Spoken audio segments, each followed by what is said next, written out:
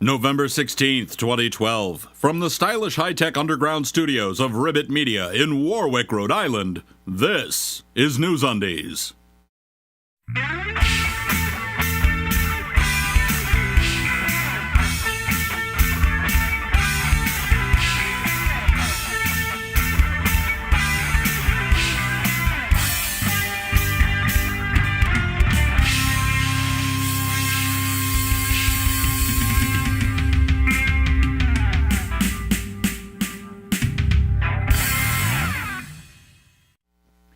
For November 16th, 2012, this is NewsUndies, all the news that shouldn't be news. I'm Paul Torville with these headlines. With its last shreds of rationality, America barely rejects Mitt Romney as president. On the heels of Jeep reporting it's not moving production of U.S. market Jeep vehicles to China, Jeep recalls just shy of 750,000 Liberties and Cherokees. The problem? Inadvertent deployment of front and side curtain airbags. Nothing to be concerned about. President Obama wins re-election. Stock market sheds 300 points for no good reason. Oh, the Donald. Loudmouthed elitist Tea Party bankruptcy whore Donald Trump has managed to get a little help from Macy's CEO Terry Lundgren. Macy's received an online petition with a reported 500,000 signatures demanding that the store drop the line of Trump-branded men's accessories. Lundgren responded by saying, in effect, "Thank you for your opinion. Please continue shopping at Macy's." CNN reports polar bears play in snow with real video.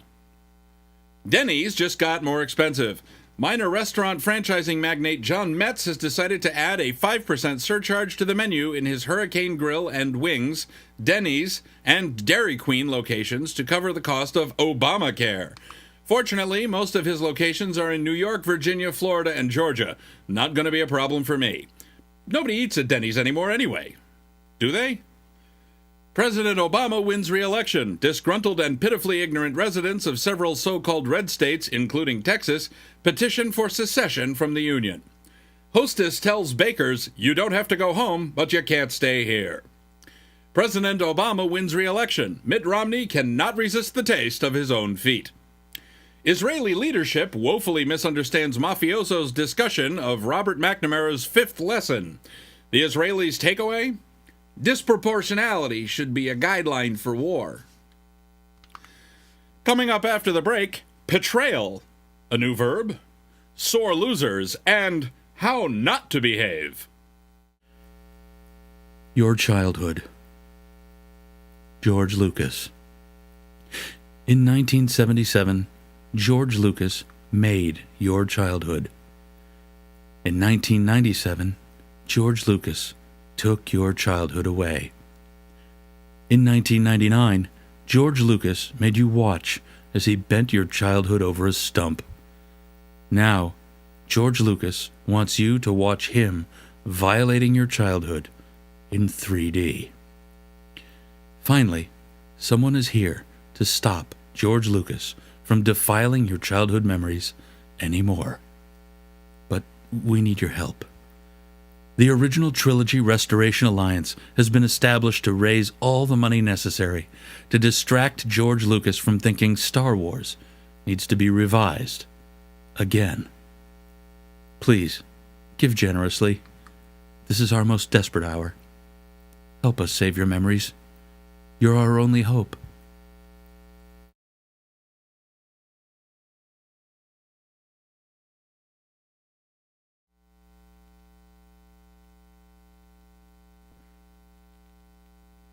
Creationism. Oh, look, there's the door.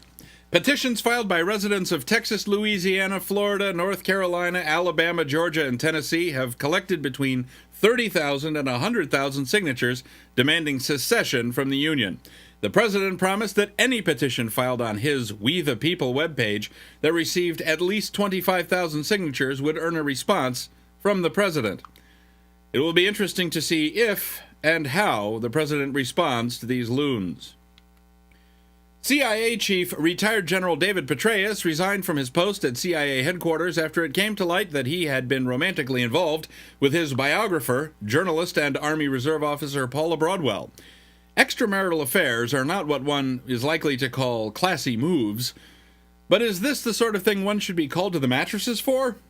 Here are Pig and Sheep with their thoughts. Of course it is. Never mind that preachers get away with far worse with nothing more than an insincere apology.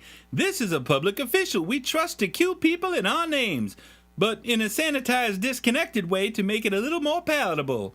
We need these people to be paragons of morality, and when they can't be, we expect them to keep it swept well under the rug. Not like a preacher. Oh, so very close to making sense.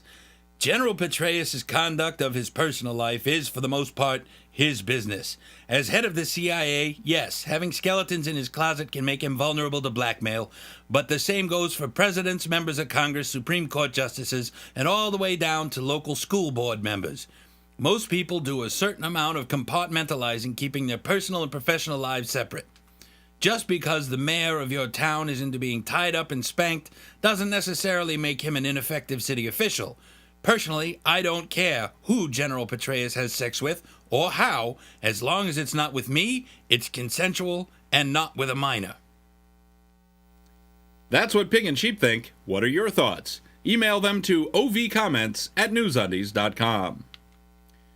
A Florida woman has won the right to sue the prison guard who denied her emergency contraceptives following a brutal rape. The story is a bit convoluted, but the woman is known in court records as R.W., had outstanding warrants for failure to pay court costs and failure to appear. Following her rape, she was arrested and taken into jail based on those warrants. Once in jail, her possessions were confiscated as is standard procedure. Among her possessions was a second dose of an emergency contraceptive, often given following a rape. The prescribed medication was to be taken exactly 12 hours after the first dose.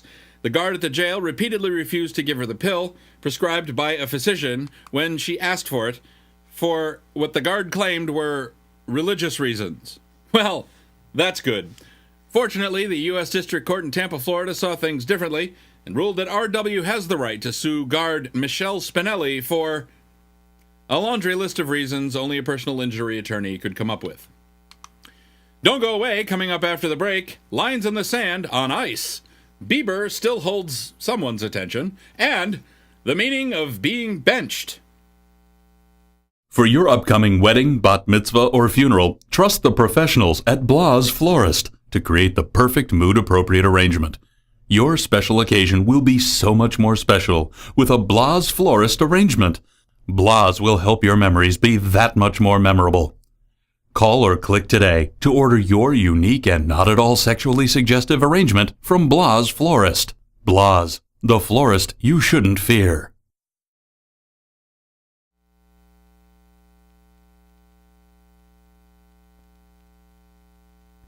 Elmo.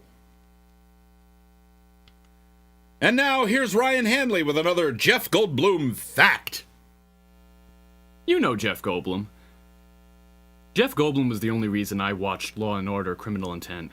There. I said it. Fuck you, Vincent D'Onofrio. Back to you. Thanks, Ryan.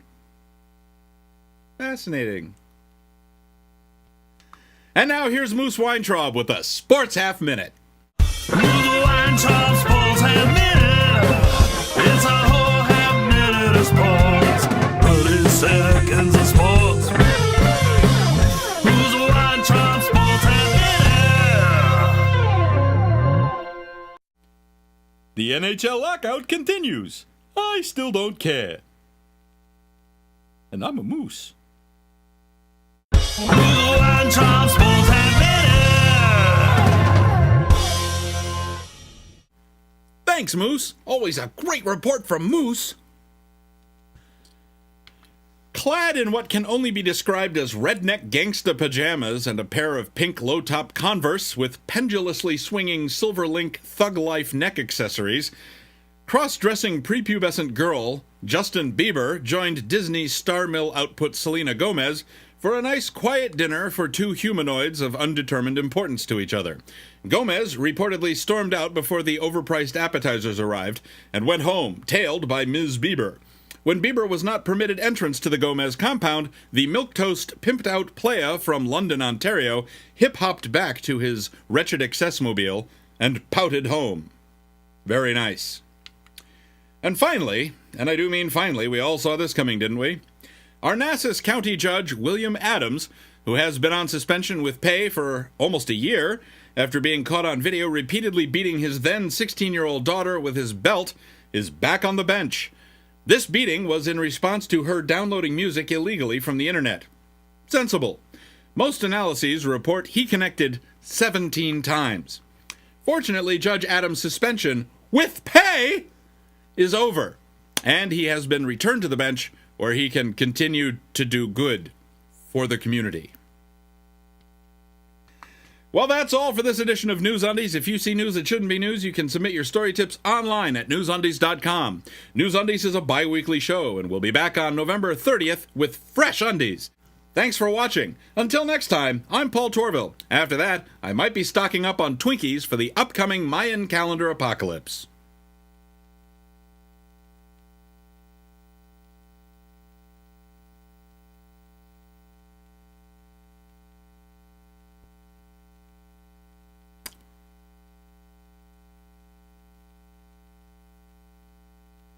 Tell you a little secret. It's not actually going to happen. In fact, Hostess going out of business is probably the closest we're going to get to the Mayan calendar apocalypse. Just saying.